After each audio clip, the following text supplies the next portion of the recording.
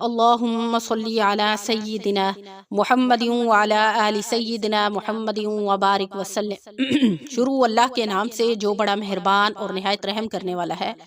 میرے چینل کی طرف سے تمام ناظرین کو السلام علیکم ورحمۃ اللہ وبرکاتہ۔ امید کرتے ہیں کہ ہمارے تمام ناظرین خیر و عافیت سے ہوں گے۔ اللہ پاک سے دعا ہے کہ اللہ تعالیٰ تمام مسلمان بہن بھائیوں کی جان اور مال کی حفاظت کرے۔ تو ناظرین، آج میں آپ کو صدقہ کے بارے میں بتاؤں گی، اور صدقہ کے بارے میں قرآن مجید میں کون سی آیات نازل ہوئیں اس کے بارے میں بتاؤں گی کہ جب بھی آپ کسی مشکلات میں ہوں یا کوشش کیا کریں کہ زندگی میں اپنی ضروریات کو پیچھے رکھ کر صدقہ کیا کریں۔ اور صدقہ کے بارے میں کیا ہے کہ ہر چیز صدقہ ہے۔ بہت سارے لوگ ہیں جن کو اس چیز میں مشک و شبہات میں ہوتے ہیں کہ صدقہ کوئی مخصوص چیز ہے۔ تو صدقہ کی بہت ساری اقسام ہیں، جیسا کہ آپ یقین جانیں کہ ہر چیز ہی صدقہ ہے، لیکن نیت ہونی چاہیے کہ میں فلاں چیز جو ہے وہ صدقہ کے طور پر کر رہا ہوں۔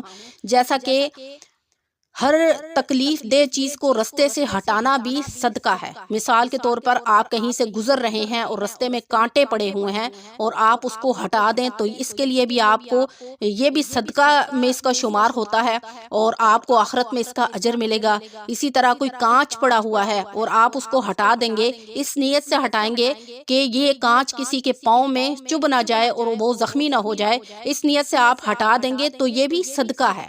دیکھیں، نیت تو آپ کی یہ تھی کہ میں کسی کو تکلیف دینے کے لیے اس کو ہٹا رہا ہوں، کسی دوسرے کو اس سے تکلیف نہ پہنچ جائے، تو دیکھیں نیت آپ نے کی نا کہ اس سے کسی کو تکلیف نہ پہنچے، تو یہ بھی صدقہ ہے۔ تو اسی طرح کسی کو مسکرا کر دیکھنا بھی صدقہ ہے، کسی مستحق کو کھانا کھلانا، کسی غریب کو پیسے دینا۔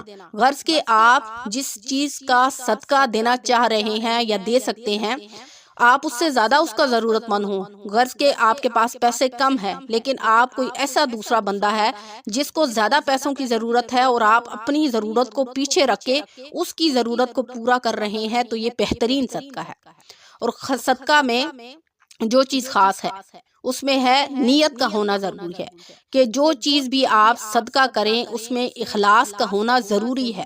مثال کے طور پہ آپ نے اگر رستے سے ایک چیز ہٹائی ہے تو آپ کے اندر اس چیز کا ہے نا کہ اس سے دوسرے کو تکلیف ہو جائے گی، یعنی آپ نے اخلاص نیت کے ساتھ اس کام کو ضروری کیا تو آپ کو اس کا اجر ملے گا۔ کسی کو دکھلانے کے لیے آپ نے صدقہ نہیں کرنا، وہ دکھلاوے میں شمار ہو جاتا ہے اور اس کا آپ کو اجر نہیں ملے گا۔ صدقہ ایک ایسی چیز ہے کہ آپ ایک ہاتھ سے دیں اور دوسرے کو معلوم بھی نہ ہو کہ آپ نے اس کی ضرورت پوری کر دی ہے اور آپ نے صدقے کی بنیاد پر کی ہے، یعنی آپ کے دل میں تو صدقے کی نیت ہو لیکن اس کو نہ پتہ چلے۔ اسی طرح اگر آپ اپنی بیوی کے منہ میں پیار سے لقمہ یعنی ڈال دیتے ہیں تو یہ بھی صدقہ ہے۔ آپ علیہ السلام نے فرمایا کہ بہترین صدقہ وہ ہے کہ آپ خود اس چیز کی آپ کو بہت ضرورت ہو، لیکن آپ اس ضرورت کے وقت دوسرے کی ضرورت کو پورا کر رہے ہوں، وہ بہترین صدقہ ہے۔ تو جو شخص اپنی ضرورت کو پیچھے رکھ کر، اپنی خواہشات کو پیچھے رکھ کر دوسروں کو ترجیح دے، آپ صلی اللہ علیہ وسلم نے اس کو بہترین صدقہ قرار دیا ہے۔ تو صدقہ کس کو کہا جاتا ہے؟ صدقہ اصل میں دوسرے کو دینے کا نام ہے۔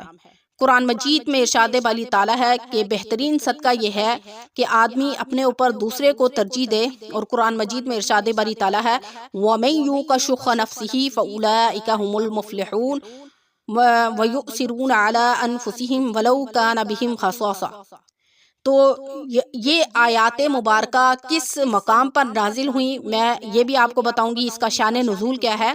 اور قرآن مجید کہتا ہے کہ جو انسان خود بھوکا رہ کر کسی دوسرے کو اپنی بھوک پر ترجیح دے، دوسرے کو کھانا کھلا دے، تو اس کو بہترین صدقہ کہا جاتا ہے۔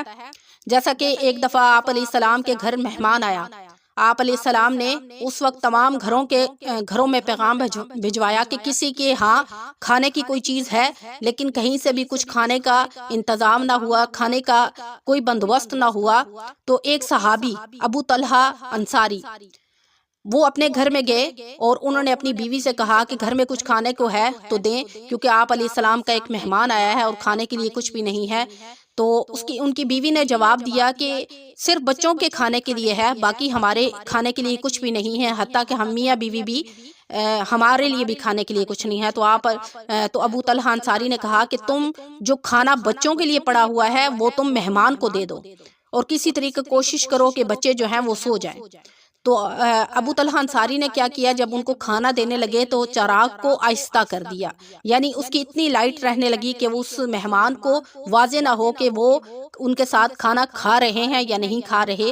تو جب چراغ سلو ہو گیا تو وہ بھی اپنے منہ کے ہلانے لگے، تو مہمان سمجھا کہ وہ بھی ساتھ کھانا کھا رہے ہیں، اور اسی طرح مہمان نے جب پیٹ بھر کر کھانا کھا لیا، اور کھانا کھانے کے بعد جب صبح ہوئی تو قرآن مجید میں آیات مبارکہ نازل ہوئیں، وَمَن يُوقَ شُحَّ نَفْسِهِ فَأُولَٰئِكَ هُمُ الْمُفْلِحُونَ وَيُؤْثِرُونَ عَلَىٰ أَنفُسِهِمْ وَلَوْ كَانَ بِهِمْ خَصَاصَةٌ۔ تو آپ علیہ السلام نے فرمایا کہ ابو طلحہ انصاری، تم نے رات میں ایسا کون سا خاص کام کیا ہے جس کی بنیاد پر قرآن مجید میں اللہ تعالیٰ نے ان آیات مبارکہ کو نازل فرمایا ہے؟ تو پھر انہوں نے تمام واقعہ بیان کر دیا کہ میں نے اس طرح مہمان کو کھانا کھلایا ہے۔ تو آپ علیہ السلام نے فرمایا کہ اس کے بارے میں قرآن مجید میں آیاتیں نازل ہو چکی ہیں۔ تو اس لیے قرآن مجید میں واضح طور پر اس صدقہ کو بہترین صدقہ کہا کہ انسان ضرورت مند ہونے کے باوجود کسی دوسرے کی ضرورت کو پورا کر دے۔ اور یاد رکھیں، جب بھی آپ کسی چیز کو صدقہ کریں تو آپ خود دل میں نیت رکھیں کہ میں صدقہ کر رہا ہوں، لیکن کسی دوسرے کو اس کا اظہار مت کریں کہ میں تمہیں یہ صدقے کی چیزیں دے رہا ہوں۔ ایک تو یہ ہے کہ اس سے دل آزاری ہوگی، اور دل آزاری کفر ہے، دوسروں کا دل دکھانا کفر کے بعد سب سے بڑا گناہ اگر کوئی ہے تو وہ دل آزاری ہے۔ اس طرح اس کی دل آزاری ہوگی کہ یہ مجھے صدقہ کا مال دے رہا ہے۔ تو کوشش کریں کہ اگر آپ کسی کو صدقہ کی کوئی چیز دیتے ہیں لیکن اس کو معلوم نہ ہو، اس طرح اس کی ضرورت بھی پوری ہو جائے گی اور اس کی دلجوئی بھی ہو جائے گی، اور آپ کو اللہ تعالیٰ اس کا اجر بھی دیں گے۔ اور اسی طرح اگر آپ کسی مصیبت یا تکلیف یا پریشانی میں سخت مبتلا ہیں تو کوشش کریں کہ آپ کسی ضرورت مند کی ضرورت کو پورا کر دیں۔ کسی کے گھر میں راشن ڈلوا دیں، کوئی غریب ہے، کسی کو پیسوں کی ضرورت ہے، غرض کے کوئی بھی آپ کسی کی ضرورت کو پورا کر دیں تو انشاءاللہ اللہ تعالیٰ آپ کی اس مصیبت، اس پریشانی کو دور کر دیں گے۔ اور لیکن اگر آپ اتنے مستحق نہیں ہیں لیکن اس کے باوجود بھی اگر آپ دوسروں کی ضرورتوں کو پورا کر دیتے ہیں تو انشاءاللہ اس صدقے کی وجہ سے اللہ پاک آپ کی تمام مشکلات کو حل کر دیں گے۔ کبھی بھی آپ مشکل میں مبتلا ہوں، پریشانی میں مبتلا ہوں تو کوشش کریں کہ آپ صدقہ کریں، انشاءاللہ صدقہ جو ہے وہ ہر بلا کو ٹال دیتا ہے۔ تو آج جو میں نے آپ کو اتنی باتیں بتائی ہیں، ان تمام باتیں بتانے کا مقصد یہ ہے کہ کبھی بھی آپ کے گھر میں کوئی مشکلات آئی ہوں، کوئی پریشانیاں آئی ہوں، تکلیفات آ رہی ہوں تو آپ کوشش کریں کہ صدقہ کریں، کیونکہ صدقہ بلاؤں کو ٹالتا ہے، صدقہ مشکلات کو ٹالتا ہے، صدقے کی وجہ سے انسان کے مال میں اضافہ ہوتا ہے۔ یاد رکھیں کہ صدقہ انسان کے مال کو کم نہیں کرتا، نہ صدقہ انسان اللہ کی ذات کے لیے دیتا ہے، صدقہ انسان صرف اپنی ذات کے لیے دیتا ہے، اور وہ صدقہ انسان کو اس کا آخرت میں اجر ملتا ہے۔ اگر انسان اپنے مال میں سے تھوڑا سا روپیہ پیسہ خرچ کرتا ہے تو اللہ تعالیٰ اس کے مال کو بڑھا دیتے ہیں، صدقہ انسان کے مال کو کم نہیں کرتا۔ تو لہٰذا جو بھی ہمارے بہن بھائی پریشانیوں میں مبتلا ہیں، جن کے کوئی کام نہیں ہوتے، کاروبار نہیں چلتے، گھر میں پریشانیاں ہیں، رزق کی بندش ہے، تو تھوڑا سا اللہ کے راستے میں صدقہ کر دیں، صدقہ خیرات کر دیں، اور صدقہ خیرات کی کرنے کی عادت ڈالیں۔ اللہ تعالیٰ اس چیز کو پسند کرتا ہے کہ انسان اپنی ضروریات کو پیچھے رکھ کے دوسروں کو ترجیح دے، ایک تو اس کا اجر ملتا ہے اور دوسرا اللہ تعالیٰ آپ کو پریشانیوں سے بھی نکال دیتے ہیں۔ تو کوشش کیا کریں کہ میری ویڈیو کو سکپ مت کیا کریں، شروع سے لے کر اینڈ تک دیکھا کریں، اور اگر ابھی تک آپ نے میرے چینل کو لائک نہیں کیا تو میرے چینل کو لائک کریں، شیئر کریں، سبسکرائب کریں تاکہ ہر آنے والی ویڈیو آپ کو مل سکے۔ انشاءاللہ نیکسٹ وظیفے کے ساتھ آپ کی خدمت میں حاضر ہوں گے۔ السلام علیکم ورحمۃ اللہ وبرکاتہ۔